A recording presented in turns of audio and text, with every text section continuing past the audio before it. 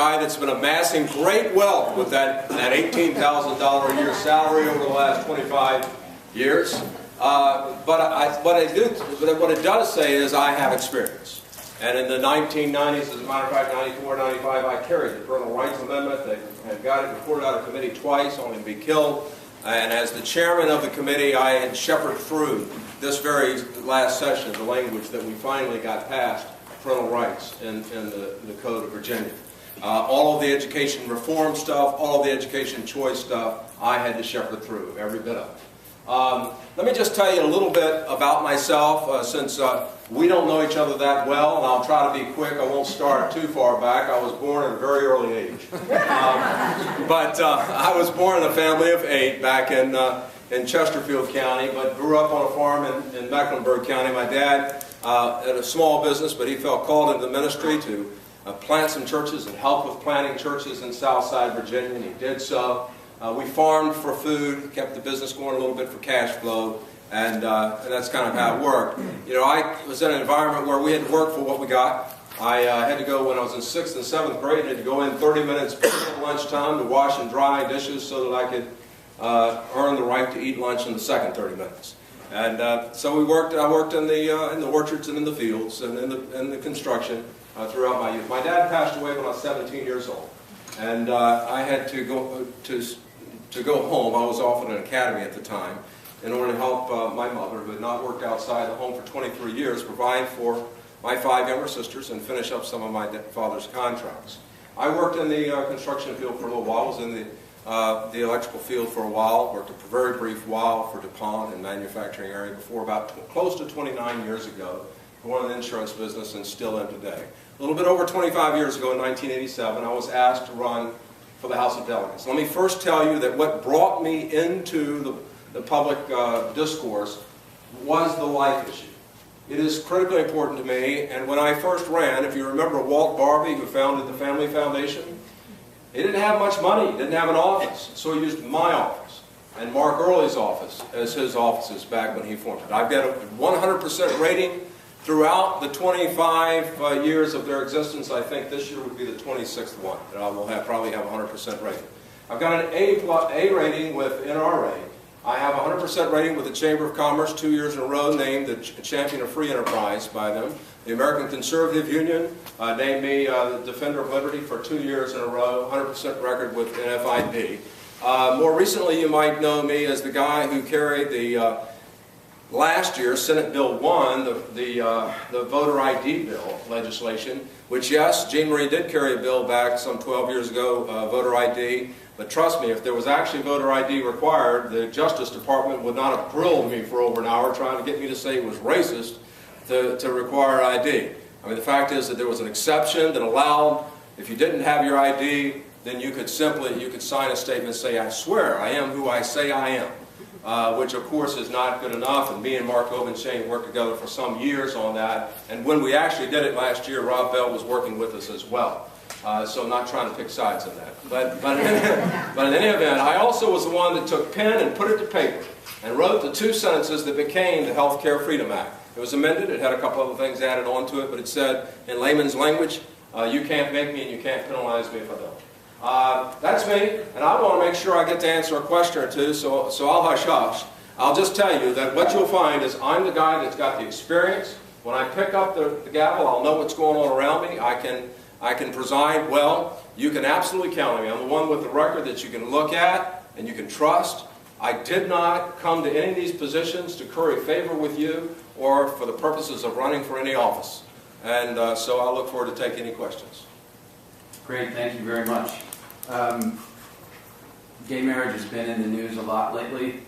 Should the issue of gay marriage or the redefinition of marriage, depending on how you describe it, come before you and require your vote, where would you come down on that? Well, it has. As a matter of fact, I chaired the committee that got that amendment language to you that the voters voted on, and I'm the one that put together the conference committee and the language that was actually approved back when.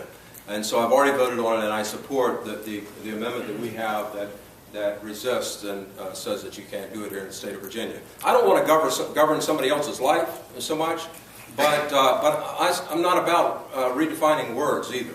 All right, so there you go. I want to answer a question you asked Corey earlier. Sure. About the economy. I introduced legislation to repeal the corporate income tax, not just because it sounds good to repeal a tax, not just because of all the jobs that will be created simply with the businesses that already exist in the state of Virginia, because where does the money come from? From the money that pays the corporate income tax comes from increased goods and services, cost of goods and services, decreased profits, fewer jobs, and lower wages for those that do have jobs. And that's all good enough. That's good enough reason. But because of the widening of the Panama Canal being scheduled for completion in 2014, a lot of those ships that have been in port on the West Coast are going to be coming around, and they're going to land somewhere. I want them to come here. We're the most northern state with a right to work law, and if we became the only state in the Mid-Atlantic that had no corporate income tax, we would bust at the seams. Can I ask you one last Sure question? you can. What was your position on HB 1430, the Bonita bill? If it had have made it out of committee, I would have supported it. And Martha Bonita is back here now. For those of you who don't know, that was the issue of the small farm in Fauquier County who was disallowed from running their business. So I got time for another one. Just hit 30 seconds. okay, sure. I have a question. Can I ask a question? We're actually not taking questions directly from the floor, Okay, that's fine. but I appreciate that. Was there a question for Mr. Martin from the box? That's fine. Go ahead. That's Okay. fine. It's number 7. Could you come up and ask your question, or just stand and ask it? Yeah, my name is Robbie Burr. Yes, sir. This is resident here of the city of Manassas. I'm fairly new to the state. And while I lived in the Socialist Republic on the other side of the Potomac, I figured out doing away with the car tax. And then when I moved here about a year and a half ago, all of a sudden, I got the car tax. So what happened? Why didn't What happened is we tried, with Gilmore, when Gilmore was in office, we tried to repeal it completely. But what happened under John Chichester's leadership, he flipped it on its head and made it an expenditure instead, and then capped it at $1 billion. And so each year, as your car tax goes up, then the percentage that it covers drops. Thank you very much. Thank you.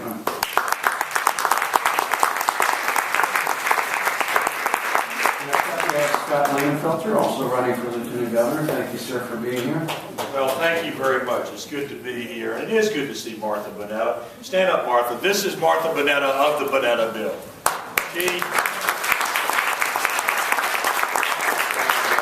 I'm happy to have her endorsement in this race, and I was proud to carry the Bonita Bill in the General Assembly this year. And folks, we're bringing it back next year. We're going to fight for property rights in Virginia. That's what we're going to do. We're not done. We're not done. Let me talk to you a little bit about my candidacy. We have a major problem in Virginia. We came off one of the most bitter defeats I think we've had in our lifetime. There is a brush fire of liberalism that is broken out in the country. The whole nation is going to be watching Virginia this year. And they'll watch New Jersey as well. And the question that will be resident in the minds of Americans is, will Virginia be the firebreak? Will Virginia stand up and say, not another inch? And the nation's eyes will be on us. This election is going to be huge because we have the opportunity right here in Virginia to send a message to the entire nation that in Virginia, we will fight for liberty. We will not surrender to a government that cares more about the fat in your bloodstream than the fat in the budget. So, thank you. Just one person agrees with me. But I know you agree with me vicariously. You have a tough choice. You've got very good people who are all seeking to be your lieutenant governor nominee, and you have to make a decision about who to pick. And I would like to share with you briefly about a way I think you can go about the process of determining who you would like to be your nominee. First, I think there's a leadership component that's very, very important. I was in the Army 28 years. I'm a combat veteran. I went in the Army after I graduated from VMI in 1973, and I served this nation. I took an oath to this Constitution, and I defended it for 28 years. I then lost my mind in 2001 and ran for the General Assembly, and much to the disappointment of the liberals, I won. And I'm still there. I've been there for 12 years. I'm the chairman of the Militia, Police, and Public Safety Committee that killed all of the gun-grabbing bills this year in the General Assembly.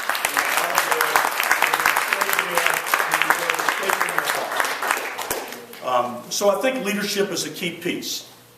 But then there's the business of being an authentic conservative. I have an A+ from the NRA. I'm the only person in this race with an A+ from the NRA. Who knows Ted Cruz? Ted Cruz received the Carter Knight Leadership Award from the NRA 2 years ago. Folks, I received that award last month in Virginia for defending the Second Amendment nationwide.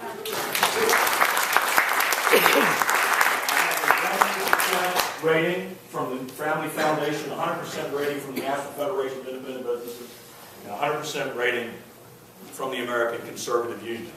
I am a conservative. And then I think there's the issue of a record, not simply a brochure. All of us have these great brochures. Everybody's pro-life, everybody's pro-gun, everybody's lower taxes, everybody sends a card to their mother on Mother's Day. But there's a record. I, along with my colleagues, I led the effort to come up with the reform bills. Remember, bring in the outside set of eyes, look at the government, and bring in an outside set of eyes so that we have a forcing function that actually finds the waste and the fraud. And what did we do when we did that? We found $1.4 billion sitting idle in VDOT. Folks, you have to bring in an outside set of eyes because there is no such thing as a self-butchering hog. You can go anywhere you want to and you will not find it. I'm the fellow that carried the Bonita bill, the property bill. Let me tell you what, when your property's at risk, your property's at risk. When your property's at risk, your property is next. Folks, if there is anything that we have to stand together on, it is property rights. We have to do that. We cannot turn our back on it. Finally, there's electability. I've won in six general elections, in one primary here in Prince William County in the swing district. You know, it's tough here in Prince William County in some ways. But I did it because I never abandoned my conservative principles.